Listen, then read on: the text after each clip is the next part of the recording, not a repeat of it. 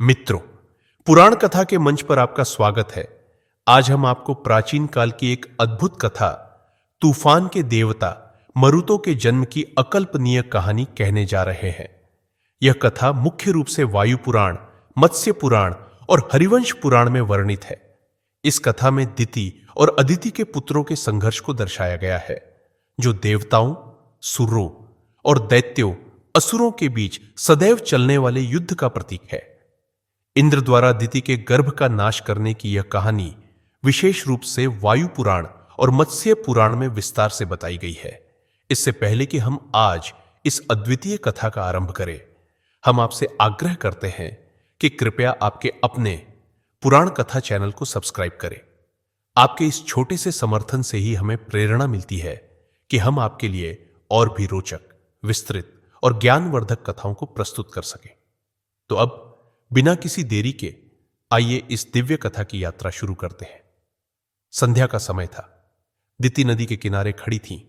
नदी का जल गगन के समान नीला था, लेकिन उनकी आंखों में केवल लालिमा थी। उनके पुत्रों हिरण्याक्ष और हिरण्यकशिपु के रक्त की लालिमा। उनके अनेकों दैत्य पुत्र देवों द्वारा मारे गए थे। वे उनकी शांति के लिए तड़प रही थीं। उनका रक्त न्याय की मांग कर रहा था। उनकी आत्मा बदले की अग्नि में जल रही थी। उन्होंने वहीं बैठकर अपने पति महर्षि कश्यप का आह्वान किया। महर्षि कश्यप प्रकट हुए और पूछा, क्या चाहती हो दिति? दिति ने दृढ़ स्वर में कहा, एक पुत्र, ऐसा पुत्र जो इंद्र का वध करे। महर्षि कश्यप चकित हुए। इंद्र क्यों? दिति ने क्रोधित होकर उत्तर दिया, क्योंकि विष्णु अमर है, पर इंद्र नहीं। वह देवराज है, देवों का नायक। उसी के आदेश पर मेरे पुत्रों की हत्या की गई। अब उसे मरना ही होगा। क्या आप, जो मेरे पति हैं और मेरे पुत्रों के पिता हैं, यह वरदान देंगे? महर्षि कश्यप असमंजस में पड़ गए। इंद्र भी उनका पुत्र था, जो उनकी दूसरी पत्नी अदिति के गर्भ से जन्मा था, परंतु वे न्यायप्रिय थे और दिति के दर्द को समझ सकते थे। उन्होंने गहरी सांस ली और बोले, मैं तुम्हें यह वरदान दूंगा, परंतु कुछ कठोर शर्तों के साथ। दिति ने ध्यानपूर्वक सुना। महर्षि कश्यप ने कहा, तुम्हारे गर्भ में यह शिशु 100 वर्षों तक रहेगा। इस अवधि के दौरान तुम्हें पूर्ण तपस्विनी का जीवन व्यतीत करना होगा। हिंसा का त्याग करना होगा। मन, वाणी और कर्म से पवित्र रहना होगा। अशुद्ध वस्तुओं से दूर रहना होगा। सदा स्वच्छ वस्त्र धारण करने होंगे और सोने से पहले अपने चरणों को अवश्य धोना होगा। यदि तुम इन नियमों का पालन कर पाई तो तुम्हारा पुत्र इंद्र का वध करेगा, लेकिन यदि तुम असफल रही तो वह इंद्र का मित्र बन जाएगा।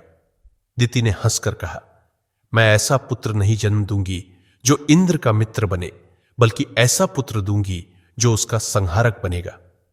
वह कठोर तपस्या में लीन हो गई। उन्होंने नियमों का दृढ़ता से पालन किया। उनके तप की शक्ति और उनकी एकाग्रता की ख्याति दूर दूर तक फैलने लगी। यह सुनकर इंद्र चिंतित हो उठे। उन्हें झात हुआ कि यदि दिति अपने व्रत में सफल हो गई तो उनका विनाश सुनिश्चित है। गंधर्वों ने देवताओं को बताया, यक्षों ने दैत्यों को बताया। यह बात अंततः अदिति के कानों तक पहुंची और उन्होंने तुरंत इंद्र को सावधान किया। दिति के गर्भ में पल रहा जीवन तुम्हारे लिए मृत्यु बन सकता है पुत्र। शीघ्र कुछ करो। इंद्र के मन में चिंता की लहर दौड़ गई। दैत्यों से युद्ध करना आसान था, परंतु दिति एक स्त्री थी, एक मां थी, और मां का संकल्प अपार शक्ति रखता है। इंद्र जानते थे कि मां का प्रेम जितना तीव्र होता है, उसका क्रोध भी उतना ही प्रचंड हो सकता है। यदि दिति का संकल्प पूरा हुआ तो वह अपने गर्भ से एक ऐसा पुत्र जन्म देगी जो उसका विनाश कर देगा। परंतु इंद्र के लिए समस्या यह थी कि दिति की कठोर तपस्या ने उसके गर्भ को अभेद्य किला बना दिया था। सीधे आक्रमण करना असंभव था। इंद्र को उपाय सोचना था। तभी एक युक्ति उनके मन में आई। दिति की साधना ही उसकी शक्ति है। यदि वह साधना में एक भी भूल कर दे तो गर्भ की शक्ति नष्ट हो सकती है। इंद्र ने दिति के आश्रम के आसपास घूमना शुरू कर दिया। वह हर क्षण, हर क्रिया को बारीकी से देखने लगे। यदि दिति कोई भी गलती करती तो इंद्र तुरंत उसका लाभ उठा सकते थे, परंतु दिति की तपस्या अडिग थी। उसने एक भी नियम नहीं तोड़ा। न तो उसने कोई अशुद्ध वस्तु को छुआ, न कोई अशुद्ध भोजन ग्रहण किया और न ही किसी हिंसात्मक विचार को अपने मन में पनपने दिया। इंद्र का धैर्य टूटने लगा। उन्हें लगने लगा कि उनका अंत निकट है। समय बीतता गया। दिति का गर्भ बड़ा होता गया। इंद्र प्रतिदिन सूर्य के उदय के साथ आशा करते और चंद्रमा के अस्त होते ही निराश हो जाते। अब केवल 3 दिन शेष थे। यदि दिति ने 3 और दिन बिना गलती के निकाल दिए तो उसका पुत्र जन्म लेगा और इंद्र का वध निश्चित होगा। इंद्र अब पूरी तरह से निराश हो गए थे। उन्होंने लगभग मान लिया था कि अब उनका अंत निश्चित है। तभी एक संयोग हुआ। गर्भ के अंतिम दिनों में दिति का शरीर थकान से भर गया था। लंबे समय तक कठोर तपस्या करने के कारण उसका शरीर शिथिल हो गया था और उस रात थकान से चूर होकर वह अपने पैर धोए बिना ही सो गई। इंद्र ने खुशी से छलांग लगाई। दिति की एक भूल, एक असावधानी ने उसके तप का सारा प्रभाव समाप्त कर दिया। यह वही क्षण था जिसका इंद्र इतने वर्षों से इंतजार कर रहे थे। अब दिति की सुरक्षा भंग हो चुकी थी और वह कमजोर पड़ गई थी। अगले ही क्षण इंद्र ने सूक्ष्म रूप धारण किया और उसके गर्भ में प्रविष्ट हो गए। अपने वज्र को हाथ में पकड़कर इंद्र ने गर्भ को 7 भागों में विभाजित कर दिया। वह जीत की खुशी में हाँफ रहे थे, हंस रहे थे, परंतु तभी उसे कुछ अजीब महसूस हुआ। गर्भ के वे 7 टुकड़े अब भी जीवित थे। वे हिलडुल रहे थे, वे रो रहे थे। उनकी चीखें पूरे ब्रह्मांड में गूंज उठी। इंद्र ने गुस्से में आकर चिल्लाया, मां रुद्र, मत रो। परंतु वे नहीं रुके। उनकी आवाज और तेज होती चली गई। भयभीत होकर इंद्र ने फिर से वज्र उठाया और हर टुकड़े को फिर से 7 भागों में बांट दिया। अब वे कुल 49 भागों में बदल चुके थे, लेकिन वे अब भी जीवित थे। उनकी चीखें अब 7 गुना ज्यादा हो गई। पूरा आकाश गूंज उठा। दिति की नींद अचानक टूट गई। गर्भ में एक अजीब हलचल महसूस की। वह समझ गई कि उसका 100 वर्षों का तप एक ही क्षण में व्यर्थ हो गया।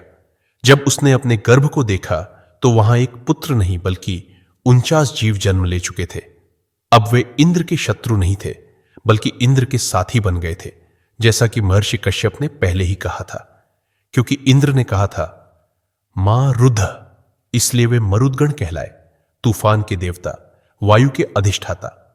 मरुदगण स्वर्ग चले गए और देवताओं के सहयोगी बन गए, परंतु दिति अकेली रह गई।